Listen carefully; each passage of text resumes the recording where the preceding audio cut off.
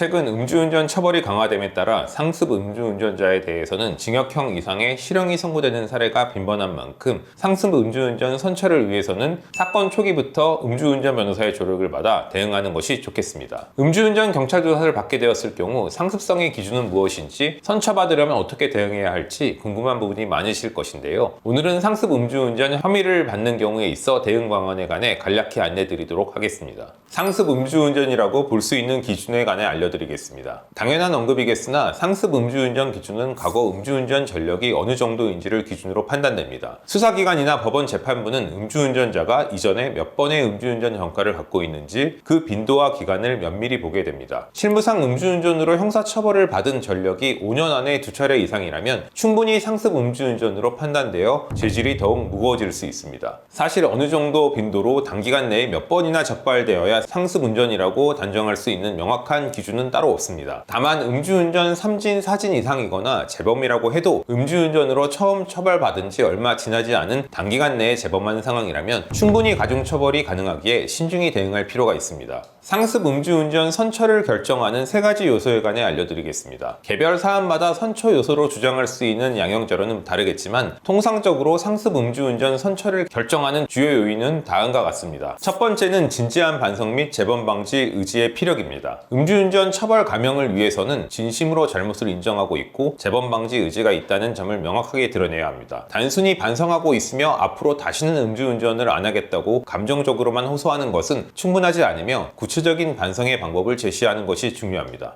예를 들어 음주운전 예방을 위한 치료 프로그램을 이수하고 소감문이라도 작성해서 낸다든지 재발 방지 계획 등을 구체적으로 제시한다면 수사기관 및 법원에서는 이를 긍정적으로 검토할 수 있을 것입니다. 뿐만 아니라 앞으로 음주운전을 하지 않겠다는 점을 보여주기 위해 차량을 매각한 뒤 처분 확인서 등을 제출하는 것 역시 양형에 긍정적으로 반영될 수 있을 것입니다. 두 번째는 음주운전 거리가 짧거나 경위에 참작할 만한 사정이 있는 경우입니다. 음주운전이 발생한 경위나 상황에 따라서도 일부 정상 참작이 가능합니다. 가령 긴급한 상황에서 운전대를 잡을 수밖에 없었던 정황이 있다면 이러한 점을 객관적인 자료를 제출함으로써 적극적으로 피력할 수 있어야 하며, 음주운전으로 이동한 거리가 극히 짧다거나 혈중 알코올 농도 수치가 비교적 높지 않은 점 등을 유리한 정상으로 제출해야 하겠습니다. 세 번째로는 기존 음주운전 차별 시점이 오래되었다는 점을 소명하는 경우입니다. 상습 음주운전의 경우 과거 동종 전력이 있는 점이 불리한 양형 사유로 인정될 수 있지만 예전에 음주운전으로 처벌된 지가 아주 오래되었거나 기존 전과 형량이 벌금형을 초과하지 않는 사안일 경우라면 이런 점을 어필한다면 다소 정상 참작이 될 수 있습니다. 상습 음주운전 케이스와 사고가 발생한 경우 형량의 차이에 관해 알려드리겠습니다. 상습 음주운전의 경우 음주운전이 반복적으로 이루어졌다는 점에서 형량이 가중될 수 있는데요. 당연하겠지만 음주운전으로 대인 대물사고까지 낸 경우라면 그 사고의 성격에 따라 처벌 수위 및 적용 법조항이 달라지게 되고 가중 처벌될 수밖에 없게 됩니다. 가령 경미한 접촉사고 정도만 발생하였다면 벌금형 처분도 가능할 것이나 대인사고 등 인명피해가 발생한 경우라면 사안에 따라 특가법 위반 위험운전 치상죄나 특가법 도주치상죄, 사고 위조치죄가 별도로 적용되어 실형이 선고될 여지도 있습니다. 물론 사고가 발생했다고 하더라도 피해가 경미한 경우로서 음주운전 초범이라면 수차례 이상 상습 음주운전으로 적발된 케이스보다 형량이 낮게 책정될 수도 있습니다. 이처럼 사고를 유발하지 않았더라도 상습 음주운전만으로 무거운 처벌을 받게 될 수 있는 만큼 변호사 조력이 꼭 필요할 수 있습니다.